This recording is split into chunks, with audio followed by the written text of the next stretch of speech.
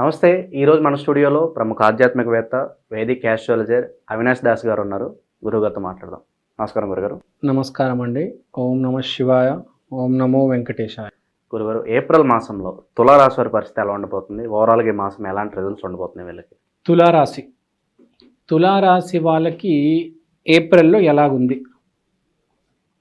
తులారాశి వాళ్ళు గుర్తుపెట్టుకోవాల్సింది ఏంటంటే, జాబ్ ప్లేస్లో చాలా ప్రమాదం ఉంది. కొంతమందికి జాబ్ పోయే సూచనలు కనిపిస్తున్నాయి. తస్మాత్ జాగ్రత్త సుమ. షష్టగ్రహ కూటమి ఉద్యోగ స్థానంలో వచ్చింది. జాబ్ పోయే చాలా ఛాన్స్ ఉంది, too much. So be safe, especially MBA background ఉన్నవాళ్ళు. తర్వాత ఫోకస్ వ్యాపారం వైపు, భార్య వైపు, బిజినెస్ పార్ట్నర్ వైపు ఉంది. Total focus is to work. బేసిక్గా పని చేయాలి అని. ఒక పని నుంచి ఇంకో పనికి మార్పు, ఒక పని నుంచి ఇంకో పనికి షిఫ్టింగ్ అనిపిస్తుంది. ఇప్పుడు జాబ్ పోతే ఏం చేస్తాడు ఫస్ట్? ఎవడైనా ఇంకో జాబ్ తెచ్చుకోవాలి, లేకపోతే ఒక వ్యాపారం పెట్టేద్దాము. So there is some kind of shift. తర్వాత ప్రపంచం కూడా అరే వీడికి ఇలా జరిగింది అని పాయింట్అవుట్ చేస్తారు. ఈ జాబ్ పోయింది, నీకు కొత్త జాబ్ కావాలి కదా, ఏం చేస్తున్నావు? ఎవరెవరో ఏదేదో అడ్వైజ్లు ఇస్తారు. వీడు కోపం వస్తుంటాడు.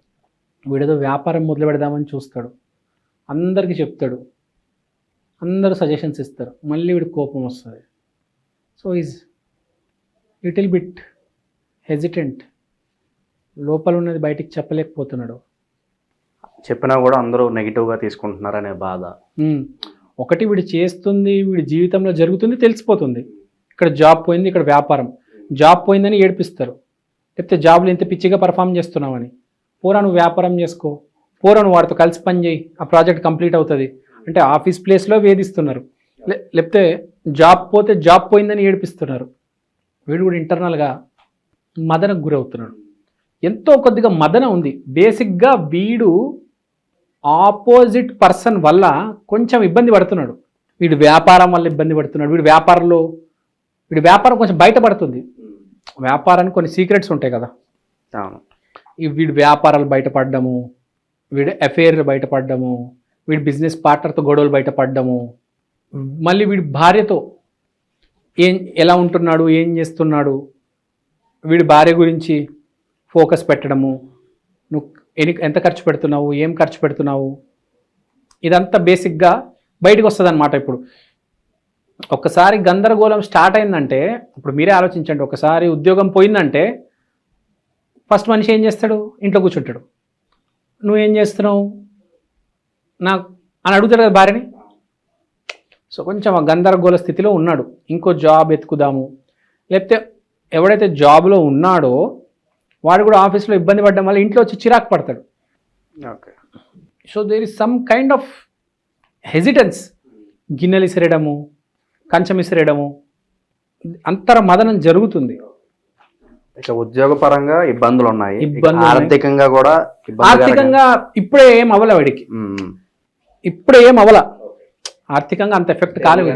ఆర్థికంగా బాగానే ఉన్నాడు, కానీ అంతర మదనం, టెన్షన్, గోల, భారీ ఇబ్బంది పెట్టొచ్చు. ఆ పాయింట్ ఒకటే పాయింట్ మీద గుచ్చి 10 సార్లు చూపించవచ్చు. ఇబ్బంది పెడుతున్నారు వీడిని. సో వైవాహిక జీవితంలో కూడా కాస్త గొడవలు వచ్చే అవకాశం కనిపిస్తుంది. వైవాహిక జీవితంలో గొడవలు వస్తాయి. వ్యాపార జీవితంలో కింద మీద అవుతుంది. జాబ్ చేసే ప్లేస్లో కూడా ఇబ్బంది పెడతారు, లేకపోతే జాబే పోవచ్చు. There is a disturbance in తులారాశి రైట్ నౌ. ఏంటి మార్గం, ఎలా బయటపడాలి? అలా గురుగారు, విద్యార్థుల పరిస్థితి ఏంటంటారు మరి? విద్యార్థులు కూడా ఇబ్బంది పడుతున్నారు. కాంపిటేటివ్ ఎగ్జామ్స్ సరిగ్గా రాయలేరు. ఆ ఎంసెట్, నీట్ ఇప్పుడు అవే వస్తున్నాయి కదా, కాన్సన్ట్రేట్ చేయలేక సరిగ్గా రాయలేకపోతున్నారు. కింద మీద అవస్థలు పడుతున్నారు. సో వీళ్ళు కనుక ఇప్పుడు రెమెడీ చేసుకోవాలి, కంపల్సరీ రెమెడీ చేసుకోవాలి. ఈ వీళ్ళకి శుభకార్యాలు మరి ఎంతకాలం తర్వాత జరిగే అవకాశాలు కనిపిస్తున్నాయి? ఏం లేదు, గురువు రాశి మారుతాడు మే 15వ తారీఖు. అప్పటిదాకా సైలెంట్ ఉండు నాన్న. మే 15 తర్వాత ఏమైనా చేసుకో. ఇంకా నీ జన్మజాతకం బాగాలేదంటే అసలు ఏది టచ్ కూడా చేయకు. సో పాయింట్ ఏంటంటే, వీళ్ళు ఇప్పుడు ఏం చేయాలి? నామస్మరణ చేయాలి, కంపల్సరీ చేయాలి. నామస్మరణ ఏంటి తులారాశి అంటే, లేకపోతే విష్ణుమూర్తి కూడా చేసుకోవచ్చు. బేసిక్గా లక్ష్మి, అష్టలక్ష్మి, విజయలక్ష్మి చాలా ఇంపార్టెంట్. విజయలక్ష్మి విజయలక్ష్మి విజయలక్ష్మి ఈ ఒక్క పేరు చాలు. లక్ష్మి లక్ష్మి అన్నా కూడా చాలు. నామస్మరణ చేయాలి. బేసిక్గా ఎప్పుడైనా నామస్మరణ చేస్తే అద్భుతమైన రెమెడీ. యాక్చువల్గా ఇప్పుడు గుడిలోకి వెళ్ళి ఇది చేయండి అది చేయండి నేను చెప్పొచ్చు, కానీ మంత్రం అనేది చాలా బాగా పనిచేస్తుంది. బేసిక్గా మనకు కలియుగంలో మంత్రం యంత్రం తంత్రం అంటారు, కానీ మంత్రం plays a very vital role in our life.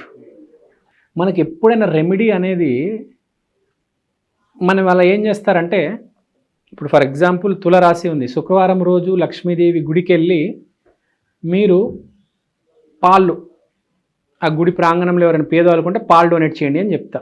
1 వారం 2 వారాలు 3 వారాలు 4 వారాలు చేసి ఇంకా మర్చిపోతారు వాళ్ళు. అదే నామస్మరణ ఉందనుకోండి, లక్ష్మి లక్ష్మి లక్ష్మి, ఇది ఎప్పుడు మన లోపల ఉంటుంది కదా. మన లోపల ఉండేసరికి ఇప్పుడు విరాట్ కోహ్లీ బ్యాటింగ్ చేసేటప్పుడు అంట, ఆస్ట్రేలియా టూర్కి వెళ్ళేటప్పుడు ప్రతి బాల్ ముందు ఓం నమ శివాయ అని అనేటోడంట. మీకు ఐడియా ఉందా ఇది? అతను ఇంటర్వ్యూలో చెప్పాడు. సో అతనికి ఓం నమ శివాయ అనేది పుట్టుక నుంచి ఉంది కాబట్టి ఆటోమేటిక్ అది మనకు ట్రిగర్ అవుతుంది సిచ్యువేషన్స్ వచ్చినప్పుడు. సో వాడు చెప్పిన ఇది నేను బాగా పర్ఫామ్ చేయడానికి one of the main reason ఆస్ట్రేలియాలో ఇది అంటాడు. ప్రతిసారి ఓం నమ శివాయ అనేటోడంట. బాగా క్రిటికల్ సిచ్యువేషన్స్లో అందరు అవుట్ అయిపోయే సిచ్యువేషన్స్లో వీడు ఒక్కడి నుంచో ఆడేటోడు. మీకు గుర్తుందో లేదో ఆస్ట్రేలియాలో, దీని ముందు టూరు, ఇప్పుడు జరిగిన టూర్ కాకుండా ముందు టూరు, బాగా పేరు వచ్చింది, 5-6 సెంచరీలు కొట్టాడు ఆ టూర్లో. So this is the reason. So నామస్మరణ అనేది మోస్ట్ ఇంపార్టెంట్ జీవితంలో. మీ ఇష్ట దైవాన్ని ఆరాధ్యాన్ని పట్టుకొని ఆ నామస్మరణ చేయాలి. ఎప్పుడైనా ఏ మనిషి నామస్మరణ చేస్తే, ఇప్పుడు 2 రోజులు నామస్మరణ చేయడం వేరు, ఒక 10 సంవత్సరాల నుంచి నామస్మరణ చేస్తూ వస్తున్నారు, దానికి చాలా పవర్ ఉంటుంది. తెలియకుండా మనం ప్రొటెక్ట్ చేస్తూ ఉంటుంది అది.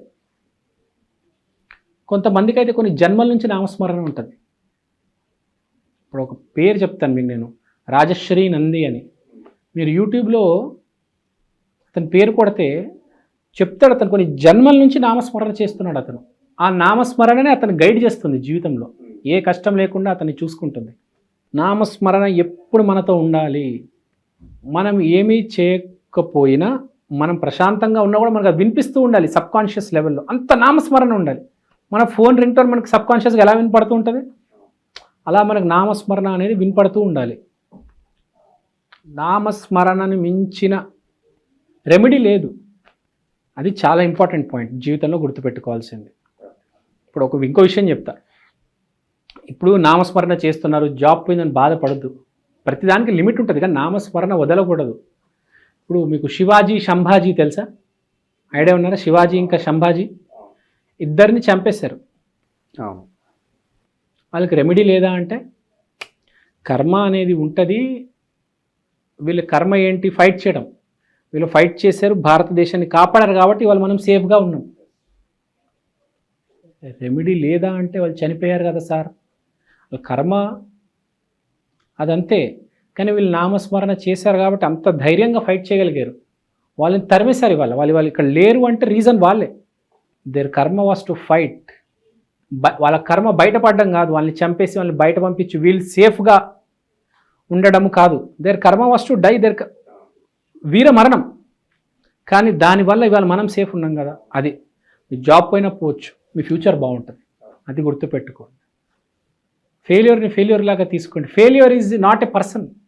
Failure is not a person. Failure is an event. Stepping stone అంటారు కదా. Failure is an event, not a person. ఈ స్టేటస్ విల్ చేంజ్. రేపు మళ్ళీ సక్సెస్ అవుతాడు. నేను ఫెయిల్యూర్ అని చెప్తుంటారు చాలామంది, అది కాదు. నేను సక్సెస్ అని చెప్పు కాదు. Failure is an event, success is an event. Both are impostors. దొంగలు ఇద్దరు.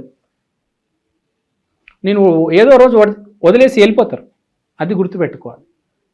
నామస్మరణ వదలకూడదు. అది చాలా ఇంపార్టెంట్.